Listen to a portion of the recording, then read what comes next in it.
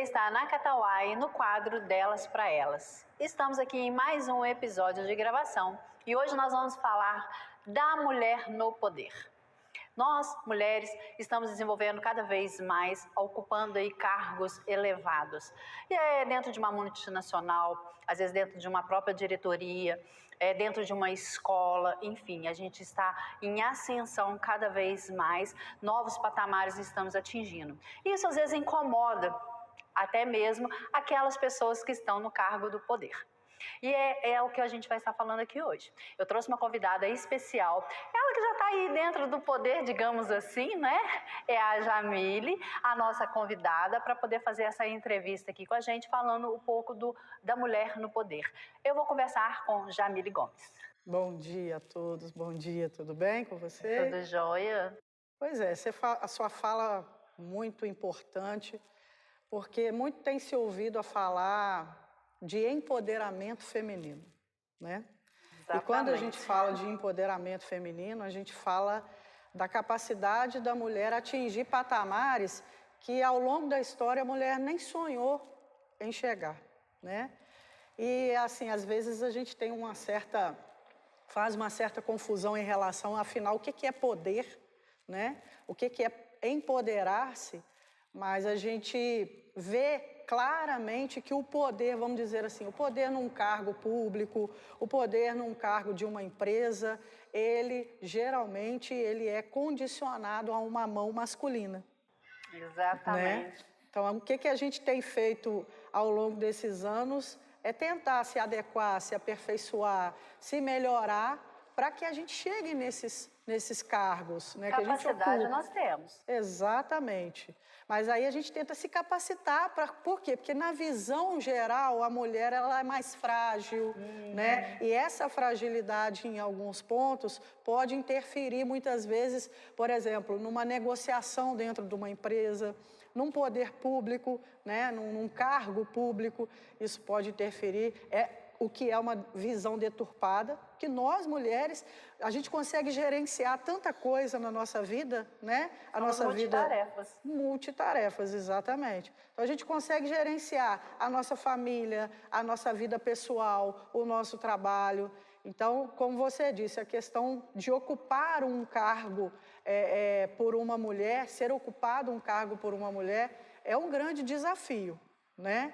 Para aquela que se disponibiliza a ocupar. Exatamente. Nós sofremos grandes preconceitos. Estou sabendo que você é pré-candidata, né, a vereadora. E com certeza preconceitos também dentro dessa área surgem, são grandes desafios, principalmente porque você vai estar ocupando aí um cargo onde a maioria é ocupado pelo masculino. Isso. Apesar de que nós mulheres já estamos aí também ingressando nessa parte da política, estamos mais voltados para isso, as mulheres hoje estão mais antenadas, né, do que no tempo das nossas mães, das nossas avós.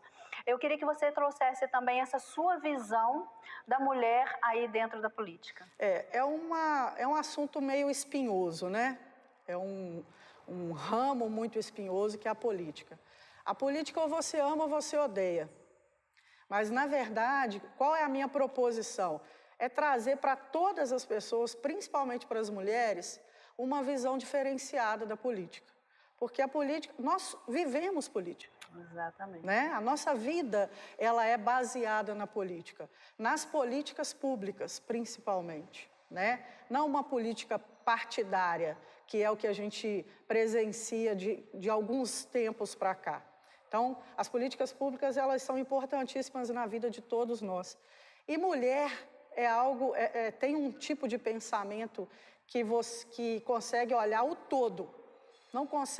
Não olha somente uma linha, não olha somente um grupo, né? Não defende somente algumas ideias de poucos grupos. Não, a mulher ela consegue olhar o todo, ela consegue olhar um grupo determinado, a diversidade em geral. Acho que a gente pode dizer que a gente tem um raciocínio amplo. Isso, exatamente, holístico, na verdade, né? Então, assim, a atuação da mulher na política já está comprovado por dados que quando uma mulher ela entra na política, ela age na política, aquele governo dela, aquelas ações dela reflete em todas as pessoas, não reflete somente num grupo. E, infelizmente, nós somos subrepresentadas, muito subrepresentadas. Para vocês terem uma ideia, nas últimas eleições, somente 16% dos cargos de vereadores foram ocupados por mulheres. Em contrapartida, 84% dos cargos estão ocupados por homens, né, as cadeiras em si. Então, assim, a ideia é que se pelo menos parei, né? Pelo menos 50% Um pouco a mais de mulher igualdade. de igualdade, exatamente. Então a ideia é que já vem se investindo em várias mulheres para que ocupe esse tipo de cargo, que é vamos falar assim, um compromisso muito importante, né, para aquela mulher que decide seguir nessa linha de raciocínio, de atuação principalmente.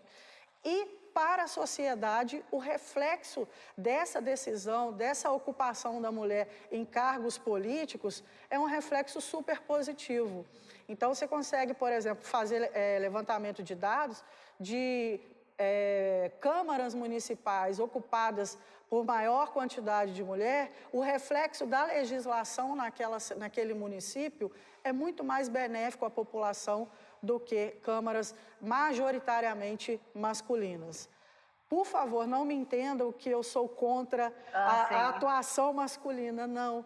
Eu sou a favor do nivelamento, do pareamento da atuação da mulher nos espaços de mulher poder. continuar, né, a desenvolver, da mulher continuar a crescer. Nós temos muito a contribuir. Muito, né? muito, então, muito por que mesmo. não nos permitir com essa contribuição? Exatamente. Né? Mudando um pouco de assunto, eu gostaria de trazer um tema um pouco polêmico, mas necessário.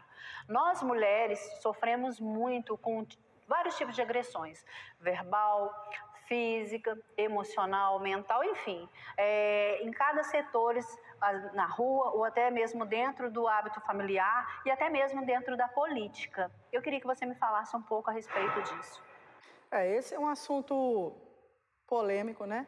Como Exatamente. você disse, pouco abordado em várias áreas. Acho até muito pertinente a gente trazer esse assunto aqui, porque, infelizmente, a gente vive numa sociedade onde a mulher é subvalorizada, né? Por tudo que ela faz. Tudo que ela decide fazer, toda atitude que ela decide tomar perante a sociedade, ela é julgada, e esse julgamento geralmente é feito a Deus dará.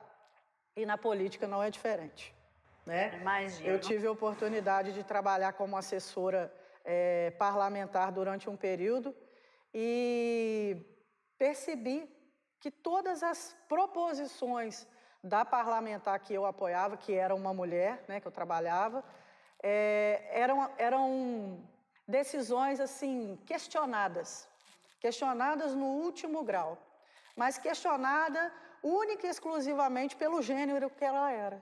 Então, a violência de gênero na política, ela é dramática, absurda, exatamente.